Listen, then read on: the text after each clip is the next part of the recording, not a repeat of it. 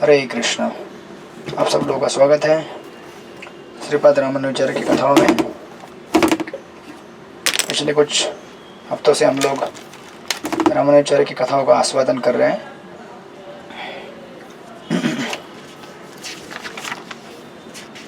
Last time हम लोग धनुर्दास के बारे में सुन रहे थे कथा। श्रीपाद रामानुजाचार्य के प्रमुख शिष्यों में से एक ये शिष्य हैं। इसके पहले कुरेश और दाशरथी और उनके साथ देवव्रत करके और एक बहुत बड़े पंडित जो पहले डिबेट करने आए थे श्रीरंगम में, बाद में श्रीपाद रामानुजाचार्य से प्रभावित होने के बाद उन्होंने उनका शिष्यत्व स्वीकारा था। और फिर बाद में धनुर्दास भी ऐड हो गए थे। तो धनुर्दास के बारे में हमने लास्ट टाइम देखा था। धनुर्दास और उनकी पत्नी किस तरह से रामानुजाचार्य के डेडिकेटेड डिसाइपल्स थे, उसके बारे में हमने सुना था। किस तरह से रामानुजाचार्य ने धनुर्दास को अपने शिष्यों के समूह में शामिल कराया था। और हम देख रहे थे कि रामानुजाचार्य धनुर्दास को बहुत महत्व देते थे अपने बाकी ब्राह्मण शिष्यों से भी। तो एक बार उन ब्राह्मणों के मन में, उन शिष्यों के मन में धनुर्दास के प्रति ईर्ष्या आ जाती है। तो उसको सेटल करने के लिए रामानुजाचार्य, हम देख रहे थे किस तरह से धनुर्दास के घर से, उनकी पत्नी के शरीर से बहुत सारे गहने उनके शिष्यों को चुराने के लिए कहते हैं। और उस प्रसंग के माध्यम से ये सिखाना चाहते हैं कि जो भगवान की भक्ति है या फिर उनका जो डेडिकेशन है, ये किसी आश्रम स्पेसिफिक के ऊपर नहीं रहता है, बल्कि it's sincerity of the disciple.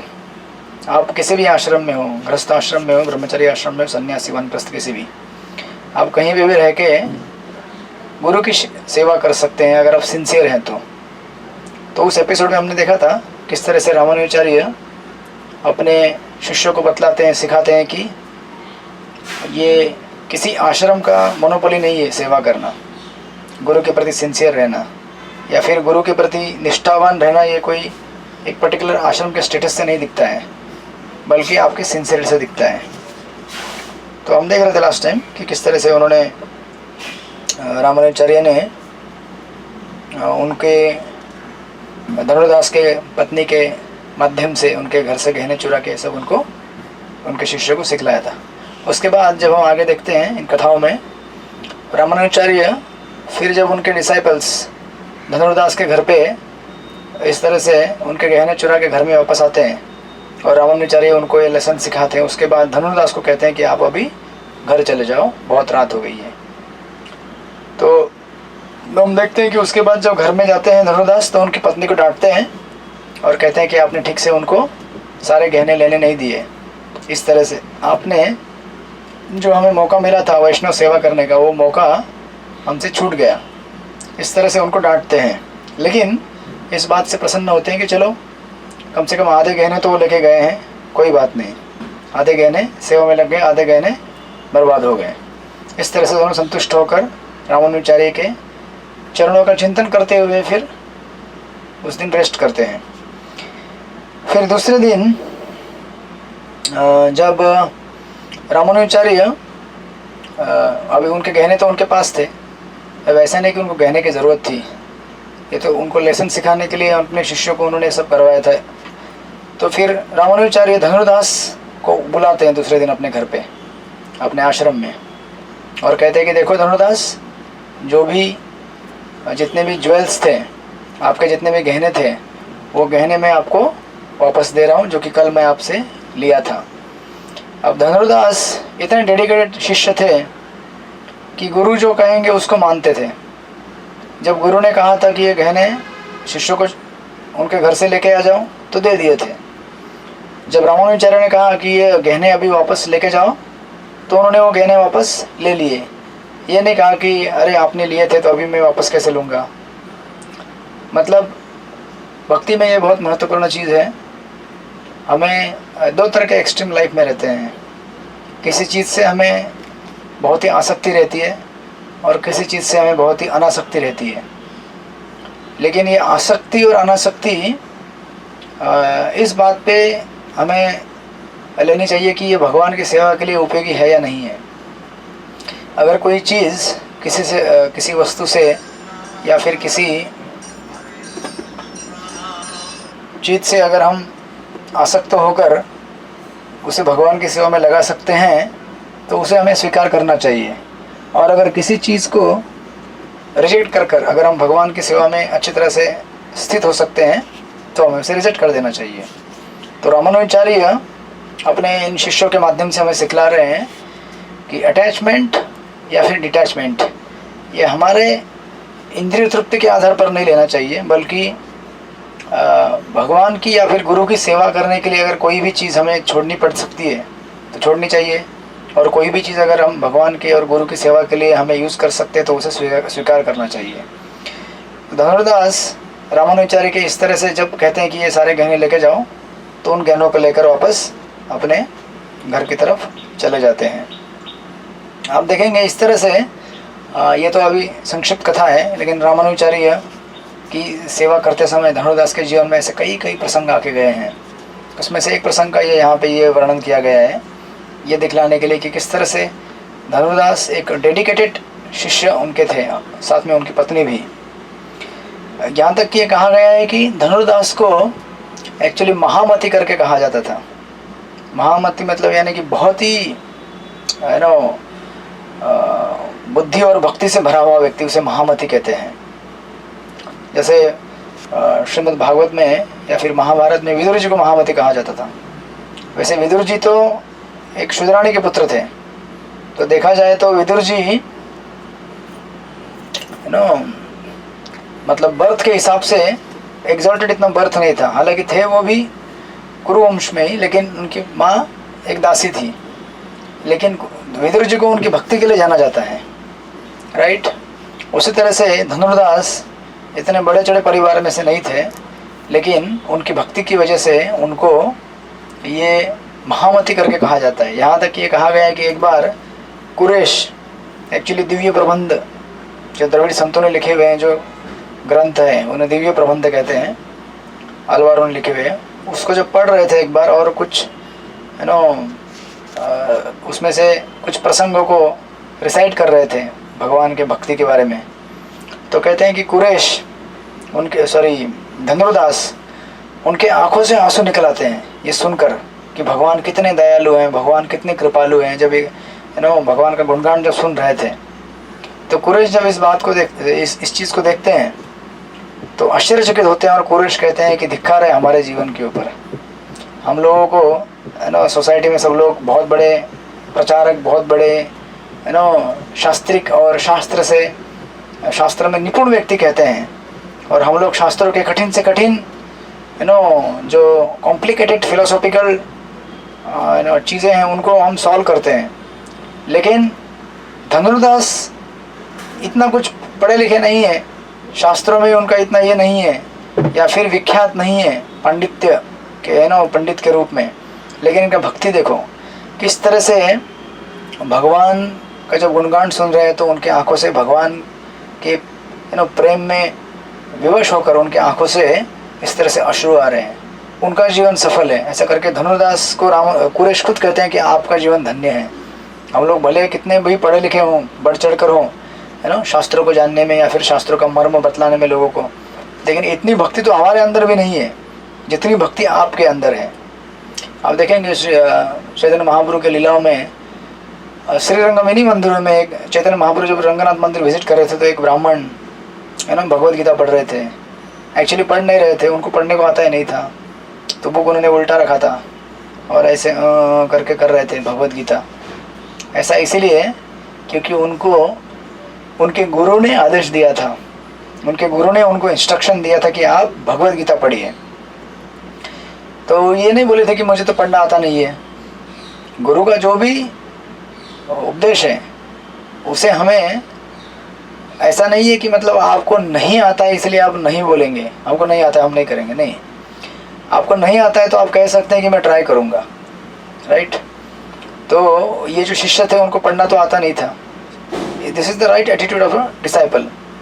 ये डिसाइपल का सही सही मनोभाव होना चाहिए इस तरह से कि गुरु को एक्चुअली, गुरु अगर हमको कोई आदेश दे तो उसे आउटवर्डली आउटराइटली रिजेक्ट करने के बजाय हम उनको कह सकते हैं कि मैं प्रयास करूंगा इसको करने का, राइट।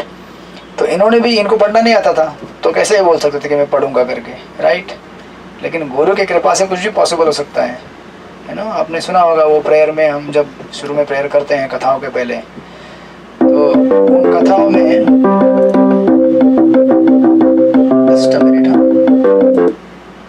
प्रभु जी मैं क्लास में हूँ, थोड़ी देर में फ़ोन करूँ आपको? हाँ, मैंने एक मैसेज भेज दिया, थोड़ी देर में। सॉरी या तो मैं क्या बता रहा था इस रामानुजर के श्रीरंगम मंदिर के बारे में। तो होता क्या है कि इनको पढ़ने को नहीं आता था, लेकिन फिर भी इन्होंने गुरु का उपदेश समझकर इसे क्या कर दिया, स्वीकार कर लिया कि मैं इसे क्या करूँगा, करूँगा, प्रयास करूँगा। पढ़ना नहीं आता था तो गुरु की कृपा से कुछ भी पॉसिबल हो सकता है। इसलिए कहते हैं कि लंगड़ा भी चल सकता है, बहरा भी सुन सकता है, और अंधा भी देख सकता है। पंगुम लंघयते गिरिम यत्कृपातमहं वंदे श्री गुरुदीन तारिणं, हम कहते हैं अपनी प्रार्थनाओं में। और एक्चुअली गुरु की कृपा से कुछ भी पॉसिबल हो सकता है अगर हमारे अंदर श्रद्धा है, फेथ है, विश्वास है। एक्चुअली आप देखेंगे कि बाइबल में ये कोटेशन आते कई बार। महाराज उस दिन एक प्रवचन में कह रहे थे कि हमारे अंदर, अगर ये बाइबल का लिखा हुआ कोटेशन है किस तरह से भगवान के ऊपर श्रद्धा होना चाहिए। कहते हैं कि अगर हमारे पास एक राई के दाने जितना भी अगर श्रद्धा रहेगा, उतना फेथ, राई का दाना कितना होता है, इतना छोटा सा, उतना भी श्रद्धा अगर हमको हमारे गुरु और भगवान के ऊपर है, तो कहते हैं कि हम बड़े से बड़े पर्वत को भी कह सकते हैं कि आप यहाँ से हिल जाइए, तो वो पर्वत हिल जाएगा। इतना अगर श्रद्धा है तो एक्चुअली हम किसी को श्रद्धा नहीं रहता है। हमें श्रद्धा विकसित करना चाहिए, श्रद्धा डेवलप करना चाहिए। अगर गुरु ने अगर हमें कोई टास्क दिया है और अगर हमें गुरु के ऊपर विश्वास है तो वो ज़रूर कार्य संपन्न होगा गुरु की कृपा के माध्यम से। श्रील प्रभुपाद को जब इतना बड़ा इंस्ट्रक्शन दिया था भक्ति सांसद ठाकुर जी ने कि आप अंग्रेज़ी में इन पुस्तकों को लिखो और इसका वर्ल्ड वाइड प्रचार करो, तो प्रभुपाद ने कौन से साल में ट्राई किया? 70 के उम्र में ट्राई किया, राइट। 70 का उम्र मतलब क्या होता है? आप लोग बहुत सारे 70 की उम्र तक जाएंगे भी पता नहीं हम लोग पहुँचेंगे नहीं पहुँचेंगे। अगर पहुँच भी गए तो पहुँचने के बाद आप कम्प्लीटली इनवैलिड जैसे हो जाएंगे। घर में एक जगह बैठे रहना या फिर ज़्यादा थोड़ा बहुत इधर उधर उठना बैठना, वो भी हो गया तो बहुत हो गया हमारे लिए। तो ऐसी अवस्था में श्रील प्रभुपाद निकले अपने गुरु के मिशन को एकम्प्लिश करने के लिए। क्यों? क्योंकि उनको विश्वास था कि गुरु की कृपा की वजह से ये मेरा जो कार्य है संपन्न हो जाएगा। ऐसा नहीं था कि वो सोच रहे थे कि अरे कैसे होगा, इतनी बड़ी उम्र हो गई है मेरी। नहीं, गुरु के ऊपर विश्वास होगा तो गुरु के विश्वास के बल के ऊपर, उनके कृपा के बल के ऊपर सब कुछ पॉसिबल है, सब कुछ साध्य है। तो ये ब्राह्मण भी वहाँ बैठ के पढ़ रहे थे भगवद गीता, उल्टा रख कर करके पढ़ रहे थे। तो जब चैतन्य महाप्रभु वहाँ पे आए तो उन्होंने देखा कि दो अलग अलग सीन देखे उन्होंने। एक साइड में ब्राह्मण बैठे थे और भगवद गीता पढ़ने का प्रयास कर रहे थे। तो प्रयास मतलब जस्ट उनका अपना एफर्ट पढ़ने का तो उनको जम नहीं रहा था। और दूसरे साइड में बहुत सारे ब्राह्मण श्रीरंगम मंदिर में पढ़े लिखे विद्वान, एकदम शुद्ध संस्कृत, शुद्ध उच्चारण कर कर गीता पढ़ रहे थे साइड में। और ऐसा कई बार आपने देखा होगा, हमको जब अगर कोई चीज़ आती है, हम अगर किसी चीज़ को जानते हैं, समझते हैं कैसे करते हैं, हमें पता है कि इस चीज़ को ऐसे ऑपरेट करना है या ऐसे करना है, तो अगर किसी को आता नहीं तो हम उसको देख के हंसी उड़ाते हैं, राइट। हम देखते हैं कि इसको आता नहीं है, मुझे आता है। तो हमारा एक अपना अहंकार रहता है, फॉल्स प्राइड, कि हमको आता है, हम पढ़े लिखे हैं, हम समझदार हैं। तो रामा ने तब जब महाप्रभु देखते हैं कि ये बाकी ब्राह्मण इसको देख के हंस रहे हैं, क्यों? क्योंकि वो तो पढ़ ही नहीं रहे थे ना, करके कर रहे थे। तो ब्राह्मण हंस रहे थे, देखो इसको पढ़ना भी नहीं आता है और किस तरह से ये पढ़ने का प्रयास कर रहा है, इसको तो जमता भी नहीं है कुछ भी, ऐसे मजाक उड़ा रहे थे। लेकिन महाप्रभु उनके पास नहीं गए, महाप्रभु उस ब्राह्मण के पास गए, क्योंकि महाप्रभु जानते थे वास्तव में कौन पढ़ाई करने का प्रयास कर रहे हैं, है ना। एक्चुअली कल या परसों, आज या कब, मैं महाराज का प्रवचन सुन रहा था, तो महाराज बता रहे थे प्रवचन में कि एक्चुअली भगवान किस चीज़ से प्रसन्न होते हैं। भगवान ना, हम बहुत सारा पढ़ के दिखाएंगे, हम बहुत सारा सेवा करके दिखाएंगे, हम बहुत सारा कुछ नाम जप करेंगे या बहुत सारा शास्त्र पढ़ेंगे या प्रवचन करेंगे, कीर्तन करेंगे, भगवान इससे प्रसन्न नहीं होते कतई। भगवान किससे प्रसन्न होते हैं? वो कार्य से प्रसन्न होते हैं, लेकिन उस कार्य में हमारा शरणागति होना चाहिए, हमारे सरेंडर से प्रसन्न होते हैं। हम अगर भगवान को शरण जा सकें इन माध्यमों से, ये सब माध्यम है भगवान को शरण जाने के, तो फिर भगवान उससे प्रसन्न होंगे हमारे, तब हमारा शुद्धिकरण होगा। ऐसा नहीं कि हम एक्सटर्नली कुछ भी चीज़ करते हैं लेकिन उसका पर्पज़ अगर हमें अगर अपने आप को शुद्ध बनाना नहीं है, उसका पर्पज़ अगर हमें अपने आप को प्यूरीफाई करना नहीं है, या फिर भगवान की सेवा है तो अगर हम नहीं कर रहे हैं, तो वो चीज़ हमें प्यूरीफाई नहीं करेगी जितनी करनी चाहिए। एक्सटर्नली थोड़ी बहुत करेगी क्योंकि हम कर रहे हैं वो चीज़, न कहने प्रकार हमारा कनेक्शन भगवान से बन रहा है, बट बहुत धीमे धीमे होगा वो असर। तो हम कई बार जब सेवाएं करते हैं, भगवान का नाम जप करते हैं, तो हम कभी ऐसा देखेंगे आपके, कई बार हम दूसरों को दिखाने के लिए करते हैं, राइट। तो ऐसे सेवाओं से हम एक्चुअली खुद की सेवा करने का प्रयास कर रहे हैं। भगवान की सेवा इससे बहुत ही कम होती है। हम नाम लेते हैं लेकिन हम चाहते हैं कि हमारा नाम फेमस हो, राइट। भगवान का नाम लेते रहते हम सोचते हैं कि अरे मैं नाम ले रहा हूँ तो मेरा नाम लोगों को पता चलेगा कि ये व्यक्ति भगवान का नाम ले रहे हैं। तो फिर हम एक्चुअली भगवान का नाम ले रहे हैं, लेकिन वास्तव में उसका जो हमें लाभ होना चाहिए वो लाभ मिलेगा नहीं, बहुत कम लाभ मिलेगा, राइट। तो इसीलिए आप देखेंगे महाप्रभु जब उन ब्राह्मण से पूछते हैं कि आप एक्चुअली क्या पढ़ रहे हैं, आप गीता में पढ़ रहे हैं तो आपको क्या दिख रहा है, गीता में क्या चीज़ है आपके आंखों से। और ये ब्राह्मण पर्टिकुलरली जब पढ़ाई कर रहे थे उनके आंखों से अश्रु आ रहे थे। तो आप देखेंगे कि अगर कोई पढ़ नहीं पा रहा है लेकिन उसके आंखों से आंसू कैसे आएंगे, तो आश्चर्य की बात है ना। अब जब हम कोई बुक पढ़ने के लिए लेंगे, अब समझो कोई जिस बुक में कुछ रोमांटिक कथा है, या फिर कुछ वॉर की कथा है, या फिर कुछ थ्रिल है, कुछ सस्पेंस है, या कुछ जो भी कथा है, हम पढ़ेंगे तो अपने को समझ में आता है कि इसमें क्या है, तो हम एक्साइटेड रहते हैं। बट जब ये पढ़ ही नहीं पा रहे थे तो फिर इनको थ्रिल कैसे हो रहा था, इनकी आंखों से अश्रु कैसे आ रहे थे। तो जब महाप्रभु उनको एक प्रश्न पूछते हैं तो ये उत्तर देते हैं कि एक्चुअली मैं जब भी गीता पढ़ रहा हूँ तो मुझे भगवत गीता में एक चित्र दिखाई दे रहा है। क्या चित्र दिखाई दे रहा है? मुझे दिख रहा है कि किस तरह से कृष्ण भगवान होते हुए भी अपने भक्त अर्जुन के सेवक बन गए हैं। और इस चीज़ को देखकर मेरा हृदय और मेरा मन प्रफुल्लित हो रहा है, राइट। क्योंकि गुरु के आदेश के अनुसार समर्पण करके गुरु को वो वास्तव में गीता पढ़ने का प्रयास कर रहे थे। और उसकी वजह से भगवत गीता पढ़ने के बाद जो आपको साक्षात्कार होता है भक्ति में, भगवत गीता पढ़ने के बाद उस साक्षात्कार को भगवान प्रकट करा रहे थे उनके हृदय में। तो ऐसा नहीं है कि हमारे एकेडमिक क्वालिफिकेशन से हम शास्त्र जान सकते हैं, बिल्कुल नहीं। ऐसा नहीं कि आपको ABCD पढ़ना आता है तो आप इंग्लिश में श्रीमद् भागवतम या भगवत गीता पढ़ लेंगे। आप तो पढ़ लेंगे, लेकिन उसका रेवलेशन तब तक नहीं आएगा जब तक हम भगवान को सरेंडर नहीं करेंगे कि मैं यस आपको प्रसन्न करने के लिए ये पढ़ रहा हूँ, आपकी सेवा के लिए कर रहा हूँ। इसलिए भक्ति actually is not actually external thing. ये कोई बाह्य चीज़ नहीं है जो हम भौतिक जगत में करते हैं कि चलो हमने कॉलेज में जाते हैं, कुछ 2-4 किताबें पढ़ लेते हैं, मेमोराइज़ कर लेते हैं, एग्ज़ाम पास करते हैं, हो गया, हमारा डिग्री मिल गया। तो भक्ति का कॉलेज ऐसा नहीं है। यहाँ पे आपको ABCD आने से ऐसा नहीं कि आपको डिग्री मिल जाएगा।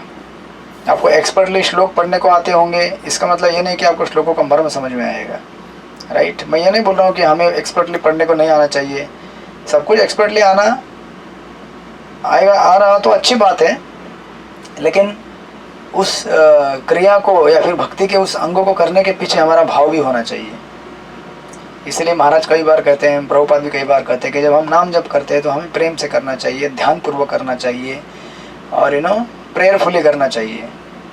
क्योंकि उसमें मेन एलिमेंट है हमारा कॉन्शियसनेस, हमारी चेतना।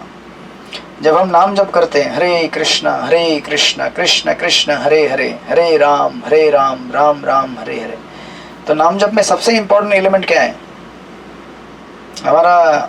ऐसा हरे कृष्णा बोलना या फिर उसके भी आगे कुछ और है। तो कई बार तो हम बोलते हैं लेकिन हमारा ध्यान नहीं रहता है, हम बाकी चीज़ों के बारे में सुनते हैं या फिर और कुछ देखते हैं। हो सकता है हमारे सामने कुछ चीज़ हो या हमारे हाथ में मोबाइल हो सकता है हमारे सामने टीवी भी हो, कुछ भी हो तो हम नाम जप करते हैं तो हमारा ध्यान कहीं और रहता है। लेकिन नाम जप में सबसे इम्पोर्टेंट चीज़ है हमारा ध्यान। जब तक हमारा ध्यान उस ध्वनि पे नहीं रहेगा, दो एलिमेंट रहते हैं। सबसे पहला एलिमेंट है हमारा ध्यान। तो हम जिस चीज़ का उच्चारण कर रहे हैं उसको एक तो प्रॉपरली उच्चारण करें, सेकेंडली उसको ठीक से सुने। हरे कृष्णा कृष्ण कृष्ण हरे हरे, हरे राम राम राम हरे हरे। तो अब ये हो गया ठीक से उच्चारण करना, ठीक से सुनना, और फिर साथ में एक ऐसा एटीट्यूड रहना कि मुझे इसकी ज़रूरत है ना। मैं उपकार नहीं कर रहा हूँ भगवान के ऊपर उनका नाम लेकर, या मैं गुरु के ऊपर उपकार नहीं कर रहा हूँ, या फिर कोई ड्यूटी पूरी नहीं कर रहा हूँ। मैं ड्यूटी तो है ही है, लेकिन ये मेरे लिए ज़रूरी है ना, मेरे उद्धार के लिए ज़रूरी है। तो एक तो पहला अटेंशन है, एंड देन सेकेंडली प्रेयर। इस तरह से चेतनमय होकर जब हम इसको नाम जप को उच्चारण करेंगे तो वो नाम जप हमारे लिए बहुत लाभदायक रहेगा, राइट। तो ध्यान होना बहुत ज़रूरी है, कॉन्शियसनेस। तो यहाँ पे ये श्रीरंगम में जो पंडित पढ़ाई कर रहे थे उनका ध्यान उनके गीता में नहीं था। उनका ध्यान किधर था, वो दूसरा देखो कैसे पढ़ रहे हैं। हम तो एकदम बढ़िया पढ़ रहे हैं। हो सकता है आप मेमोराइज़ करें तो आपको बुक देखने की ज़रूरत भी नहीं है, लेकिन इसका मतलब ये नहीं है कि आपको फिर उस गीता में भगवान श्री कृष्ण अर्जुन दिख रहे हैं, नहीं। तो आप इतना बड़ा शास्त्र समझे हैं, पढ़े हैं, लेकिन आपको गीता पढ़ते समय भी गीता में भगवान नहीं दिखते, राइट और वो दूसरा व्यक्ति है ब्राह्मण, जिसको ठीक से पढ़ना भी नहीं आता, लेकिन उसको भगवान दिख रहे हैं। क्यों? दोनों में फ़र्क क्या है? Dedication, surrender, prayer, attitude. तो इसलिए चैतन्य महाप्रभु उनको क्या किया, गले मिले उनको, बोले यस तुमको गीता समझ में आया है, बाकी लोगों को गीता समझ में नहीं आया है, लेकिन आपको गीता समझ में आया है, गीता का मर्म समझ में आया है। इस तरह से उनको प्रेज करते हैं, क्योंकि महाप्रभु जानते हैं, वो तो स्वयं भगवान है, वो समझ रहे हैं क्या हो रहा है, लेकिन जानते हैं और हमको दिखला रहे हैं इस माध्यम से। जैसे यहाँ पे भी कुरैश कह रहे हैं, ऑफकोर्स इसका मतलब ये नहीं यहाँ पे कुरैश उस लेवल पे नहीं है, कुरैश भी भक्ति भाव में बहुत बड़े चढ़े हैं, आगे देखेंगे आप उनकी कथाओं को। लेकिन यहाँ पे जस्ट डेमोन्स्ट्रेट कर रहे हैं कि भगवान की भक्ति में हमारी तरक्की या फिर हमारा प्रोग्रेस किसी भी एक्सटर्नल अपीयरेंस के ऊपर डिपेंड नहीं है, कि मैं इतना पढ़ा लिखा हूँ, मैं इस संस्था से हूँ, या फिर मैं इस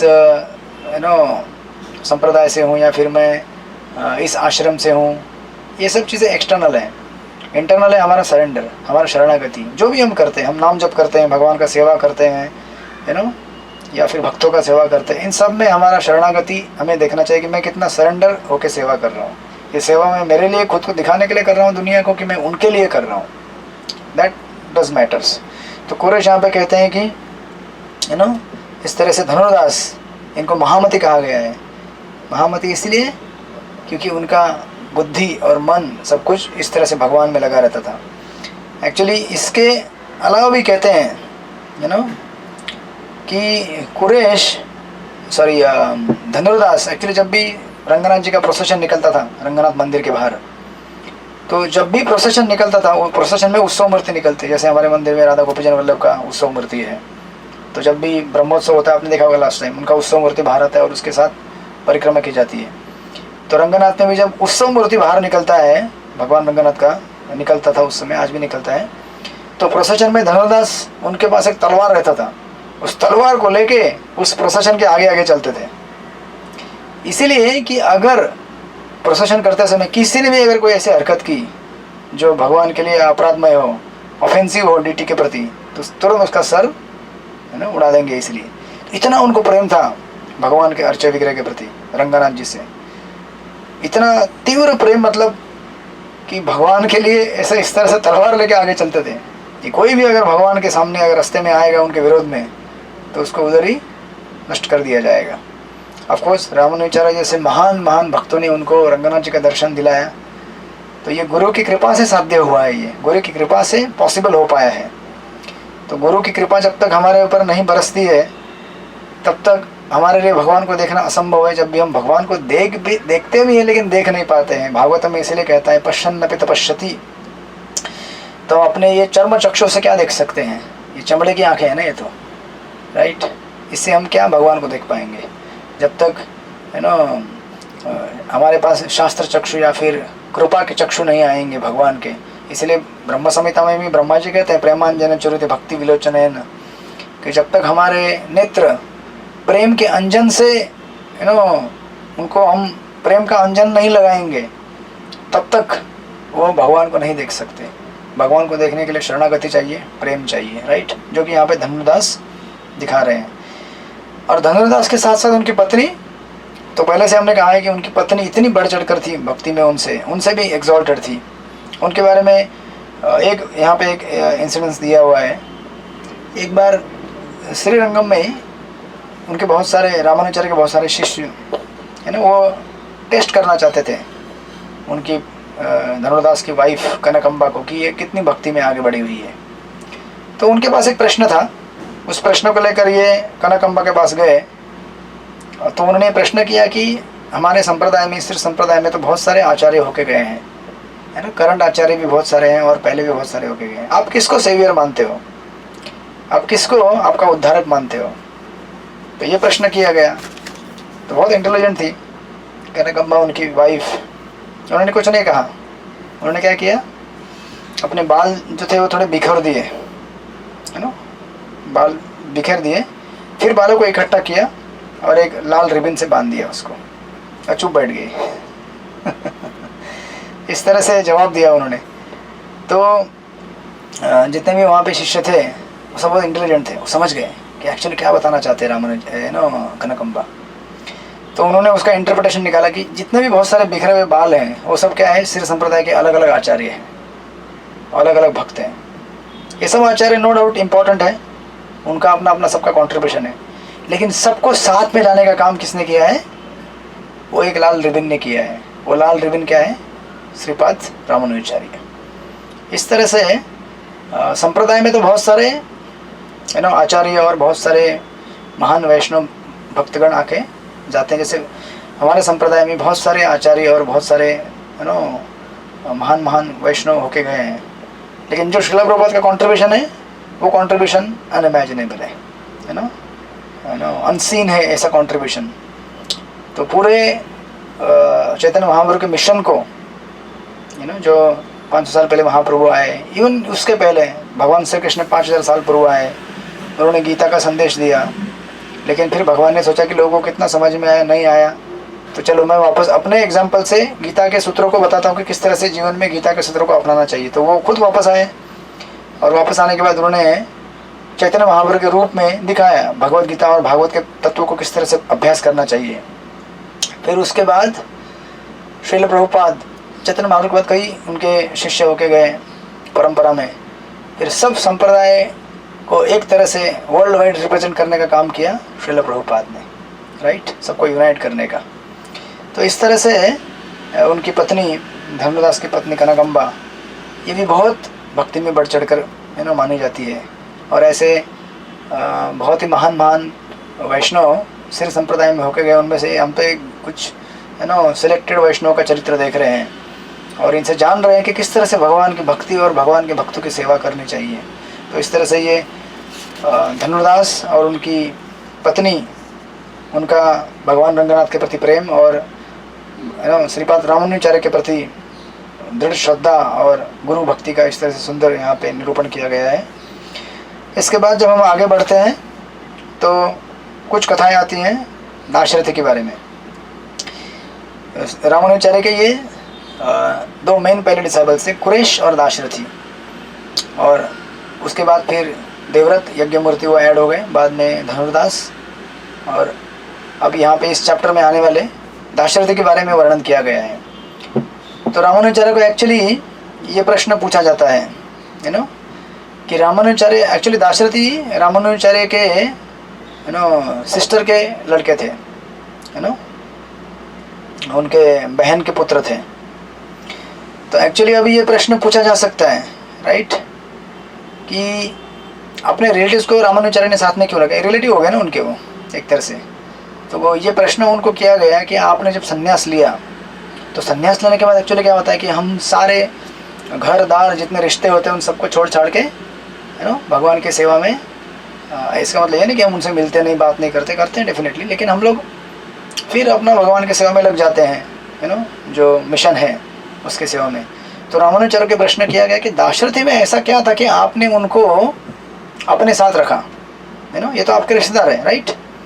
तो रिश्तेदार को आपने अपने साथ कैसे क्यों रखा, जबकि संन्यास लेने के बाद तो हम अपने सारे रिश्तों और परिवार के लोगों से हम दूर रहकर, एक्चुअली ये वर्णाश्रम का सिस्टम जो है अभी का नहीं, 1000 साल पहले पूर्व का, तो सोचिए कितना स्ट्रिक्ट रहा होगा उस समय वर्णाश्रम।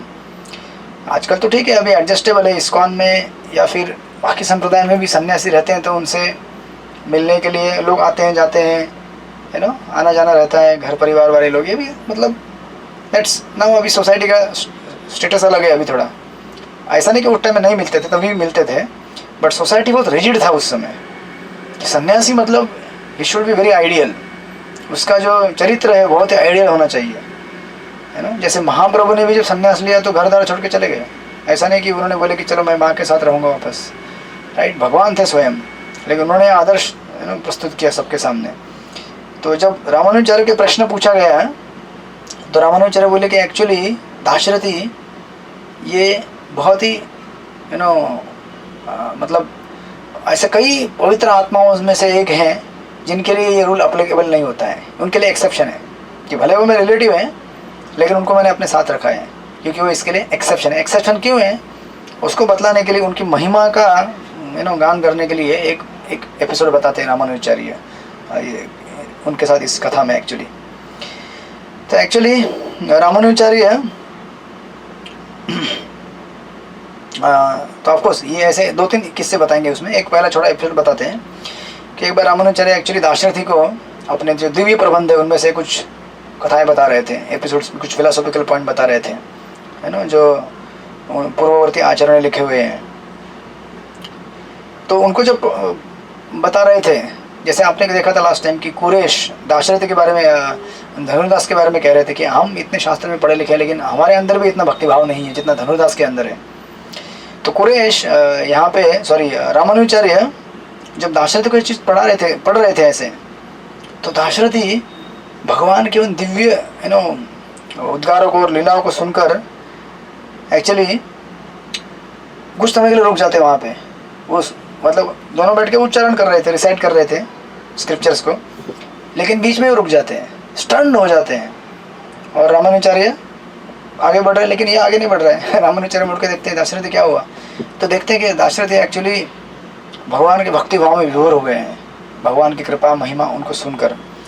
तो रामानुचार्य कहते हैं कि एक्चुअली इसमें कोई आश्चर्य नहीं है, क्योंकि आप उस प्रकार के व्यक्ति हैं, उस कैलिबर के। और ये जो हम जो ग्रंथ पढ़ रहे हैं, ये दिव्य प्रबंध, ये वेदों से अभिन्न है।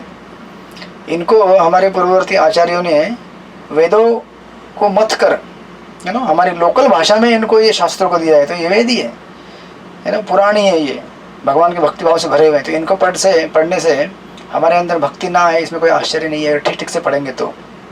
ऐसा कह के उनको प्रेज करते हैं, स्तुति करते हैं और कहते हैं कि एक्चुअली ये जो वेद हैं वो सारे क्या हो गए हैं, रामानुज के रूप में प्रकट हो गए हैं एक्चुअली। खुद के बारे में कहते हैं, लेकिन काइंड ऑफ ये ऐसा नहीं कि खुद को ये करने के लिए कह रहे हैं, बट धनुर्दास को प्रेज इनको दाशरथी को प्रेज कर रहे हैं कि इनको पढ़ने से जिस तरह से भगवान स्वयं राम वेदों के रूप में प्रकट हुए हैं, जिस तरह से रामानुचार्य भी प्रकट हुए हैं, उस प्रकार ये जो दिव्य प्रबंध लिखे हुए हैं ये भी क्या है, वेद ही हैं। तो इसमें कोई आश्चर्य नहीं है। तो उनमें इतना भगवत प्रेम था कि देखिए कोई साधारण चीज़ नहीं है। जब भगवान के बारे में अगर हम कभी सुने तो हमें दिव्य अष्टविकार हमारे अंदर, ऐसा कभी हुआ है? हमारे अंदर होगा धीरे धीरे, लेकिन ये सब लक्षण बताते हैं कि हमारे अंदर कितना भक्ति भाव है।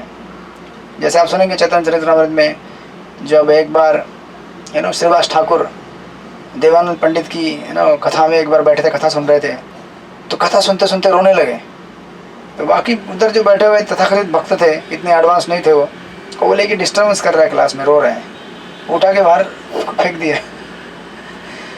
उसके बाद महाप्रभु बहुत गुस्सा हो गए थे। आपको सो बहुत विस्तार में लीला है चैतन्य चरितमृत में, लेकिन हम ये नहीं जान सकते कि किसको भगवान का भक्ति मिला हुआ है। एक्सटर्नल कभी कभी हमें ऐसा लगता है कि कुछ भी रहेगा ऐसा, लेकिन नहीं। दाशरथी या फिर ये जो उदाहरण यहाँ पे दिए गए हैं पिछले समय धनुर्दास या फिर श्रीवास ठाकुर, इनके अंदर एक्चुअली ये भगवान की और गुरु की कृपा से इतने भक्ति के बीज उनके अंदर बोए गए थे और इतना भक्ति उनके अंदर था। तो अभी ऐसा नहीं कि भक्ति मेरे अंदर है तो फिर बस इतना ही नहीं, इसका टेस्टिफिकेशन भी किया जाता है, टेस्ट भी किया जाता है इसको। ऐसा नहीं कि मैं बोलूँगा चलो मैं कथा सुनता हूँ तो मुझे आंखों से अश्रु आते हैं और मैं भाव विभोर हो जाता हूँ भगवान की भक्ति में। तो इसका प्रमाण क्या है? एक तो प्रमाण है कि आचार्य इसे प्रमाणीभूत करते हैं, रामानुचार्य ने प्रमाणित कर दिया इसको, लेकिन इसको टेस्ट भी किया जाता है। तो एक प्रसंग बताते हैं कि एक बार रामानुचार्य के गुरु महापौर्ण, उनकी लड़की जिनका शादी दूसरे किसी घर में हुआ था, वहाँ पे ससुराल से वापस आ जाती है मायके महापौर्ण के पास, यानी कि श्रीरंगम में। तो आकर महापौर्ण से कहती है कि मैं अपने ससुराल से आई हूँ मायके कुछ प्रॉब्लम की वजह से, ये ससुराल से क्यों आई हूँ मायके पे। तो उनकी लड़की कहती है कि एक्चुअली अभी देखिए ये 1000 साल पहले वाला समाज है। कहते हैं कि जब भी ये जो मासिक प्रवाह जो रहता है, जिसको मेंस्ट्रुअल साइकिल बोलते हैं, मंथली पीरियड्स, उस टाइम में स्त्रियों को, एक्चुअली वो टाइम में वैसा कस्टम था कि नदी पे जाके स्नान करना पड़ता था। कावेरी नदी, वहाँ पे जो भी नदी थी, पवित्र नदी, अपने आप को शुद्ध करने के लिए। आजकल ऐसा कस्टम नहीं है, इसके अलग अलग प्यूरिफिकेटरी मेथड थे, लेकिन उस टाइम में ऐसा कस्टम था कि पीरियड्स के बाद स्त्रियों को जाके पवित्र नदियों में स्नान करके शुद्ध होकर घर में आना पड़ता था। तो उनकी लड़की ने एक बार अपने ससुराल में जब ये इस तरह से स्नान करने के लिए गई थी, तो कहा कि मैं अकेली कैसे जाऊँ नदी में स्नान करने के लिए, इतने मैं एक स्त्री हूँ, तो मेरे साथ किसी और को दीजिए सेवक के रूप में, ऐसा करके अपनी सास को उन्होंने कहा। तो उसकी सास ने टॉन्ट मारते हुए कहा कि तुम्हारे पिता ने या फिर मायके वालों ने बहुत सारे दिए हैं सर्वेंट हमारे पास, उसको स्त्री धन करके कहा जाता उस समय, बहुत सारा स्त्री धन दिया है ना, तो जाओ उनको लेके। तो एक्चुअली टॉन्ट था, क्योंकि महापुरुष ने ऐसे कोई सर्वेंट दिए नहीं थे उनको। तो जब ये उनकी बेटी महापूर्ण की जब ये सुनती है, उसे बड़ा दुख होता है, इस तरह से मुझे डांट रही हो, इस तरह से मुझे नीचापन दिखा रही हो, मैं जा रही हूँ। तो आ जाती है महापूर्ण के पास, और महापूर्ण के पास आकर बोलती है कि मुझे इस तरह से गुस्सा आया क्योंकि वो ऐसा ऐसा कह रही थी, तो मैं वापस आई हूँ। तो महापूर्ण कहते हैं अच्छा ये बात है क्या, तो ठीक है, तो जाओ रामानुचार्य के पास और रामानुचार्य को जाके बता दो, क्योंकि वही हमारे यहाँ पे मेन हेड है, वही इसका कुछ निर्णय देंगे। तो उनकी डॉटर जाती है रामानुचार्य के पास, और रामानुचार्य को जाके प्रणाम करने के बाद उनसे पूरा ये विस्तार में विवरण देती है। तो रामानुचार्य कहते हैं अच्छा आपको सेवक चाहिए, ओह ठीक है, तो आपको सेवक दिया जाएगा। तो बाजू में ही दाशरथी बैठे हुए थे। आप समझ सकते हैं दाशरथी कोई साधारण व्यक्ति नहीं थे, बड़े पढ़े लिखे विद्वान, रामानुचार्य के खुद के कजिन है वो, और अब उनके कजिन सिस्टर के उनके लड़के हैं। तो काफ़ी मतलब पारिवारिक संबंध भी बड़ा है, और महान भक्त भी हैं, बड़े विद्वान हैं। तो अभी उनकी भक्ति का टेस्टिफिकेशन होगा। देखिए इस तरह से, इसलिए मैंने कहा कि भक्ति है, भाव विभोर है। जैसे धनुर्दास के बारे में भी आपने देखा, धनुर्दास के मन में और इतना भक्ति था, उसका ये नहीं था कि मैं भक्त हूँ केवल जब मैं मंदिर में बैठ के भगवान केवल ध्यान करता हूँ, नहीं, जो सेवा आती है तो मैं सेवा भी करता हूँ। ये भक्तों के भक्ति का इस तरह से क्या है, ये टेस्ट है कि हमारी भक्ति एक्चुअली वास्तविक भक्ति है कि नहीं है। अगर हमारी भक्ति वास्तविक भक्ति है तो जब हमको सेवा आएगी तो हम मना नहीं करेंगे, हम सेवा करेंगे, राइट। क्योंकि प्रेम का लक्षण सेवा होता है। अगर आप किसी से प्रेम करते हैं या उस व्यक्ति के प्रति आपको कुछ सम्मान है, डेडिकेशन है, तो आप सेवा भी करेंगे। ऐसा नहीं कि खाली सेवा केवल मुख से होती है प्रेस करके, या फिर केवल वो तो होती ही है, डेफिनेटली हमारा मुख शुद्ध होना चाहिए, अच्छा होना चाहिए, लेकिन एक्चुअल वास्तविक सेवा भी करनी चाहिए हमें। तो रामानुचार्य कहते हैं कि धनुर्दास इसको लेकर जाओ, ये तुम्हारी सेवा करेगा। और धनुर्दास को कहते हैं कि धनुर्दास जाओ, उनका नाम अतुलाई करके था, उनकी डॉटर का महापूर्ण के, बोलते हैं कि आप जाओ, सॉरी धनुर्दास नहीं, दाशरथी कहते हैं कि दाशरथी इनके साथ जाओ और सेवा करो। तो दाशरथी कुछ नहीं बोलते, बोलते हैं yes sir, I am ready. और उनकी बेटी भी कुछ नहीं बोलती। अब इतने बड़े आचार्य हैं, उन्होंने निर्देश दे दिया, तो फिर चले जाते हैं अतुलाई के साथ, महाप्रभु की डॉटर के साथ उनके ससुराल। ससुराल में जाते तो फिर ससुराल में सेवा क्या, उनके साथ वही जब मंथली पीरियड होता है तो नदी में स्नान करने जाती है, फिर घर में आना, घर के बर्तन माजना, कपड़े धोना, सब कुछ घर के काम काज, एक नौकर की तरह, उनके अतुलाई के। लेकिन उधर के जितने भी लोग हैं सब आश्चर्यचकित हो जाते हैं कि अरे इतना बड़ा सर्वेंट रामानुचार्य का यहाँ पे आके हमारे घर में कपड़े धोएगा, खाना बनाएगा, बर्तन मांजेगा इनके साथ नदी पे जाएगा उनका असिस्टेंट बन के, सेवक बन के। ये तो गलत बात है ना। तो ये एक्चुअली रामानुचार्य के पास उनको पूछते हैं एक्चुअली धनुर्दास को कि एक्चुअली आप क्यों आए हैं यहाँ पे और क्यों सेवा कर रहे हैं। तो धनुर्दास कहते हैं कि मेरे गुरु ने जो मुझे आदेश दिया मैं पालन कर रहा हूँ उसको, कहते हैं कि मेरे लिए मेरे गुरु का आदेश सब कुछ है, अब इसके आगे मैं कुछ नहीं कहूँगा। अगर आपको कुछ पूछना है या कुछ जानना है मेरे बारे में तो आप जाके रामानुचार्य को पूछ सकते हैं। तो ये रामानुचार्य के पास आते हैं और रामानुचार्य को आकर कहते हैं कि सर आपने आपके इतने महान शिष्य को हमारे यहाँ सेवा करने के लिए भेजा है, और आप देख रहे हैं क्या क्या सेवा कर रहे हो, झाड़ू पोछा करना, घर का खाना बनाना, बर्तन मांजना ऐसा नहीं है कि आप बड़े विद्वान हैं तो विद्वान या फिर विद्वत्व का लक्षण ये होना चाहिए कि हमारे अंदर नम्रता आनी चाहिए। ये सबसे बड़ा गुण है भक्तों का, और जब तक ये गुण हमारे अंदर नहीं रहेगा तब तक हम निरंतर भगवान का नाम नहीं ले सकते। इसलिए चैतन्य महाप्रभु कहते हैं तृणादपि सुनिचेन तरोरपि सहिष्णुना अमानि न मान देना कीर्तनीय सदा हरि। जब तक हम लोग भगवान के भक्तों के प्रति अपने आप को सरेंडर नहीं करेंगे, इसलिए मैं एक दिन पहले कथा सुन रहा था राधानाथ महाराज से। उस कथा में महाराज कह रहे थे कि एक्चुअली हम में से बहुत सारे लोग श्रीमद् भागवत पढ़ते हैं, गीता पढ़ते हैं, लेकिन बहुत कम लोगों को समझ में आता है। क्यों नहीं समझ में आता हमें भगवान के इन शास्त्रों को या फिर संदेश को। तो महाराज बता रहे थे एक्चुअली जो ग्रंथ भागवत है, जो ग्रंथ है ना भागवतम, उस ग्रंथ भागवत को भक्त भागवत के माध्यम से सिखाया जाता है। आपने अगर ग्रंथ भागवत पढ़ा हुआ है और आपको अगर उसके प्रति प्रेम है, इसका परीक्षा कैसे होगा? जब आप भक्त भागवत को शरण जाएंगे, भक्त भागवत की सेवा करेंगे, तब आपको ग्रंथ भागवत आपको रिवील होगा। इसलिए कहा ना शुरुआत में मैंने कि it's not just external appearance कि मैं नाम ले रहा हूँ या फिर मैं वो तो है ही है, उसमें भी हमको लाभ मिलता है, लेकिन असली लाभ अगर हमको वास्तविक लाभ प्राप्त करना होगा, लॉन्ग लास्टिंग और क्विक, तो हमें एक्चुअली इस माध्यम से जाना पड़ेगा कि हम जो भी सेवा करते हैं, नाम लेते हैं, शास्त्र पढ़ते हैं, वो हमें शरणागत होकर करना पड़ेगा। शरणागत का अर्थ ये होता है कि हमें कुछ भी सेवा करने के लिए रेडी होना चाहिए। तो महाराज कह रहे थे कि इसलिए बहुत सारे जो तथाकथित कथावाचक रहते हैं, प्रोफेशनल रिसाइटर्स जो तथाकथित भागवत पढ़ते हैं बाहर, तो वो लोग क्या करते हैं, केवल लिप सर्विस कर रहे हैं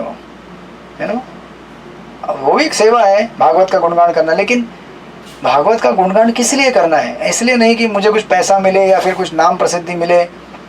अगर मैं भागवत को इसलिए पढ़ रहा हूँ कि मैं भगवान को जान सकूँ, भगवान के भक्ति को जान सकूँ, भगवान के भक्तों की सेवा कर सकूँ, तो जब सेवा का मौका आएगा तो हम वास्तविक सेवा कर पाएंगे। इसलिए जब तक हम भक्त भागवत को सरेंडर नहीं करते, उनको शरण नहीं जाते, तब तक ग्रंथ भागवत हमें रिवील होगा ही नहीं कभी। क्योंकि भक्ति क्या है? केवल सरेंडर से समझी जा सकती है, शरणागति से समझी जा सकती है। शरणागत होना बहुत ज़रूरी है। इसीलिए धनुर्दास आप देख सकते हैं यहाँ पे इतने बड़े विद्वान है, सॉरी या धनुर्दास भी और दाशरथी भी इतने बड़े विद्वान हैं, लेकिन उनकी विद्वत्ता का परिणाम ये है कि उनके अंदर वास्तविक विद्वत्ता का और भक्ति का कि उनके अंदर नम्रता है कि कोई भी सेवा बोलेंगे रेडी है। तो जाके घर में झाड़ू पोछा कर रहे हैं, बर्तन मांज रहे हैं, कोई करेगा ऐसा? कोई बड़ा विद्वान हम करते हैं क्या? हमें अगर कहा जाए तो हम 10 बार बोलेंगे नहीं नहीं नहीं, हम करेंगे तो कितना, एक दिन करेंगे तो 6 महीने तक उन्होंने वो सेवा किया वहाँ पे लगभग। हम तो बोलेंगे डेट कितना है सेवा खत्म होने का आज अगर सेवा दिया है तो कब, अभी क्लास चालू है, कब खत्म होने वाला है क्लास? 5 मिनट 10 मिनट कितना चलेगा? तो हमारे लिए हर चीज़ का एक्सपायरी डेट लगता है, हमको डेडलाइन लगता है। लेकिन उन्होंने ऐसा कुछ डेडलाइन लेके नहीं गए थे वहाँ पे। अभी जब रामानुचार्य ने भेज दिया तो अभी भेज दिया, अभी पता नहीं कब कॉल करेंगे। ऐसा नहीं कि आज के जैसे मोबाइल थे, एक व्हाट्सअप दे दिया, SMS दे दिया, हाँ आ जाओ रिटर्न, नहीं। सेवक भेजना पड़ता था, 3-3 4-4 दिन चल के जाते थे सेवक। तो रामानुचार्य वहाँ पे जाकर इस तरह से दाशरथी इस तरह से वहाँ पे जाकर सेवा जो कर रहे थे, उस सेवा का ये टेस्ट था कि उनके अंदर कितनी भक्ति है। और जब रामानुजाचार्य के पास आके कहते हैं उनके महापौरुष के डॉक्टर के लोग कि अरे इस तरह से तो हमारे आत्मा का विनाश हो जाएगा, इतना बड़ा महान भक्त आपका और वहाँ पे आके हमारे बर्तन मांज रहे हैं, घर में खाना बना रहे हैं, आप कृपा करके उनको वापस लेके जाओ। ऐसा नहीं करोगे तो हमारा क्या हो जाएगा, विनाश हो जाएगा, हमारे आत्मा का कल्याण नहीं होगा। तो इस तरह से फिर ऑफकोर्स वो एक्चुअली दाशरथी को वापस बुला लेते हैं रामानुजाचार्य। तो ऑफकोर्स वो एपिसोड वहीं पे पूरा करते हैं वो। बट कहने का ये तात्पर्य था कि ये जितने भी आप यहाँ पे भक्त देखेंगे, आप कहते हैं कि भगवान के भक्त हैं, बड़े महान भक्त हैं, उनके अंदर भगवत प्रेम है, लेकिन भगवत प्रेम का परिणाम ये है कि वो वास्तविक प्रैक्टिकल सेवा करने के लिए रेडी रहेंगे, उनके अंदर इतना नम्रता आएगा। और जब ये चीज़ होगा तो हम कहीं भी कैसे भी अवस्था में रहकर नाम जप कर सकते हैं, हरे कृष्णा कृष्ण कृष्ण हरे हरे, हरे राम राम राम हरे हरे। नहीं तो अदरवाइज़ क्या होगा, समझो आपको अगर इस अवस्था में किसी ने बोल दिया कि नहीं अभी आपको ये सेवा करना है तो ये नहीं करना है, या फिर आपको ये फैसिलिटी मिला ये नहीं मिलेगा, या फिर जीवन में कुछ भी ऊंच नीच होगा, राइट। लाइफ तो ऐसा ही है ना, there will not be any time equality. यहाँ पे हमेशा चीज़ें ऊपर नीचे चलती रहती हैं भौतिक जगत में। कभी आपको कोई सम्मान देगा, कोई आपका अपमान करेगा, कोई आपको किसी दिन अच्छा कुछ चीज़ मिलेगा खाने के लिए, कभी कुछ मिलेगा नहीं, फाइनेंशियल कभी लॉस होगा, कभी प्रॉस्पेरिटी होगा। तो इन सब चीज़ों में हमें समभाव रहकर उसको एक्सेप्ट कर जो भी सेवा आएगा, जैसी भी सिचुएशन रहेगी, उसको हम जब एक्सेप्ट करने का प्रयास करेंगे तो हम नाम जप कर सकते हैं। अदरवाइज सिचुएशन ख़राब हो गया, नाम जप खराब हो गया। सिचुएशन अच्छा हो गया, थोड़ा नाम जप अच्छा करेंगे, लेकिन अच्छा जब होता है तो हमारा मन ज़्यादा उस अच्छे वातावरण में चला जाता है नाम में नहीं रहता है, वो भी हमारे लिए प्रॉब्लमेटिक है। तो इधर प्रॉस्पेरिटी और और कैलेमिटी, दोनों अवस्था में अगर हम समभाव से रहें, अपने आप को सर्वेंट मानकर कि मैं किसी भी अवस्था में सेवक हूँ, चाहे मेरे जीवन में प्रॉस्पेरिटी हो, चाहे कैलेमिटी हो, कुछ भी हो जाए, मैं तो सेवक हूँ। तो जीवन में अच्छा चले या ना चले, मेरा काम है अपना कॉन्स्टिट्यूशनली जो मेरा पोजीशन है, being the servant of the servant, वो मुझे अपना वर्कआउट करना है, राइट। ऐसे भाव में जब रहेंगे तो हम ऐसे भाव में रहकर जब शरण जाएंगे भगवान के भक्तों को, तो हमें भागवतम समझेगा, तो हमें नाम रिवील करेगा, राइट। इट्स नॉट कि जस्ट मैंने रोज़ 108 माला करता हूँ या 200 माला करता हूँ या 64 करता हूँ 32 करता हूँ, वो कीजिए आप, नो डाउट, वो करने से भी धीरे धीरे इफेक्ट आएगा। बट उसके पीछे हमारा जो चेतना है, वो चेतना बनानी चाहिए हमको, ये चेतना डेवलप करनी चाहिए, तो उसका रिजल्ट हमें क्विकली मिलेगा और अच्छी तरह से मिलेगा, राइट। तो एक यहाँ पे एक ऐसा सुंदर एपिसोड बताया गया दाशरथी के बारे में कि किस तरह से ये भगवान के इतने महान भक्त उनके संप्रदाय में होकर गए हैं। पहले धनुर्दास, उसके बाद ये दाशरथी, उनका इतना सुंदर जीवन चरित्र। इसके बाद फिर आगे जाकर हमको आएगा कुरेश का बहुत सुंदर जीवन चरित्र, किस तरह से अपने आप को वो डेडिकेट करेंगे रामानुजाचार्य की सेवा में। और कुरेश के बारे में, दाशरथी के बारे में भी हम कुछ और 2-3 किस्से बताए जाएंगे महापुराण के बारे में, उनको हम फिर देखेंगे अगली आने वाली कथाओं में। हरे कृष्णा। किसी का कोई प्रश्न है तो पूछ सकते हैं।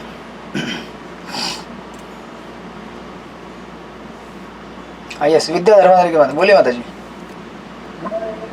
हरे कृष्ण प्रभु जी, दंडवत प्रणाम। दंडवत।